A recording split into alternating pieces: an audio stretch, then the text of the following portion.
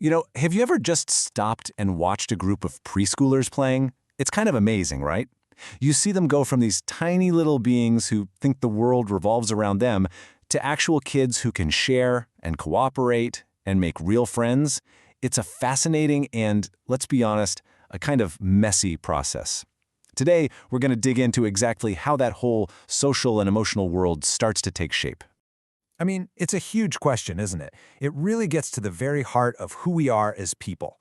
Because being social, well, it's not something we're just born knowing how to do. It's a skill. And for little kids, this whole journey really kicks into high gear during those preschool years. So, how do we even begin to make sense of this?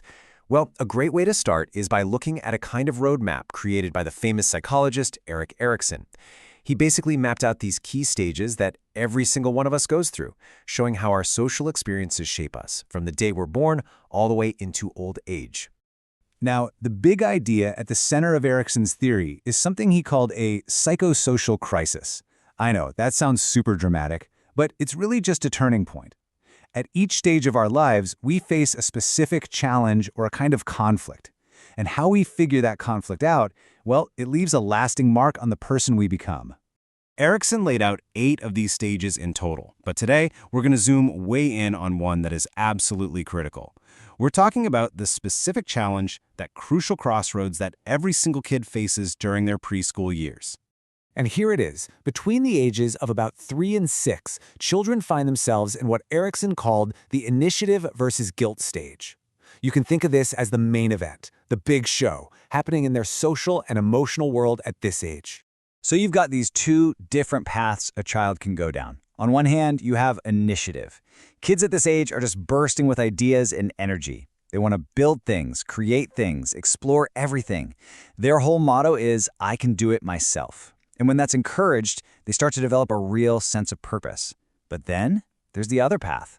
If their attempts to do things are constantly shut down, or maybe harshly punished, they can end up with this deep feeling of guilt, like their natural drive to try things is somehow bad or wrong.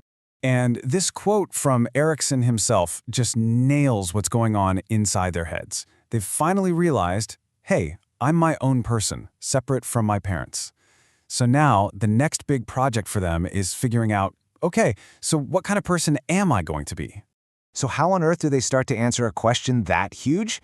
Well, they don't do it alone. The answer, it turns out, is found in their social world, in the company they keep. They figure it out by bumping up against other people. And that brings us to the ultimate social laboratory for preschooler play. This is so much more than just having fun. For a kid, play is serious work. It's the main stage where they test out their initiative, where they learn the unspoken rules of society, and where they build their very first real relationships. Think about it for a second. Before this, a kid's world is mostly just parents and family. But now, all of a sudden, peers, other kids their own age, become a huge deal. And with peers, there's no mom or dad there to be the boss. You've got to learn to negotiate and cooperate if you want to keep the game going. And the way they play doesn't just change overnight. A researcher named Mildred Parton actually identified a pretty clear progression. First up, you've got solitary play, where a kid is just totally in their own world. Then it moves to parallel play, and you see this all the time, where 2 kids are playing side by side, maybe with the same blocks, but not really interacting. After that, things get more social with associative play. They start sharing, taking turns, and finally, you get to the big one, cooperative play. That's when they're all working together to achieve one goal, like building the most epic fort ever. And this is what that looks like in action. You can see they're not just playing near each other anymore. They are truly working with each other. They have a plan, a shared goal, and it's right here, in this shift from just playing alongside someone to truly cooperating, that all those crucial skills like teamwork and negotiation are really born. So, the bottom line is that play is absolutely fundamental. It's like a workout for their social skills. It forces them to realize that, hey, other people have different ideas and feelings, which helps them move past that natural toddler me stage. It's where they learn to be creative, and maybe most importantly, where they learn the art of compromise and how to work through disagreements. I just love how the psychologist Lev Vygotsky put it. He said that in play, a child is basically performing above their normal level. They're reaching for more complex ideas and ways of acting. Play literally allows them to practice being the person they're growing into. So as kids are playing and interacting more and more, something really beautiful starts to emerge. They begin to develop what scientists call pro-social behavior, and this is a massive leap forward in their emotional growth. So what exactly are pro-social behaviors? Well, simply put, they're all those little acts of kindness they do on their own. Sharing a favorite toy without being told, running over to comfort a friend who's crying, helping someone who's fallen down. It's really about learning to genuinely care for other people. And this stuff doesn't just happen by magic. Research is pretty clear that there are things adults can do to really encourage it. It helps when parents are warm and responsive. It helps when we actually talk to kids about how their actions affect others, explaining that hitting makes a friend feel sad. And of course, when adults model kindness themselves and praise kids for being helpful, it just reinforces all of those good instincts. So let's circle all the way back to Erikson's big challenge.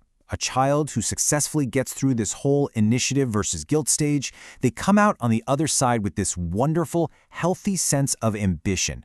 They're eager to try things, to take on the world.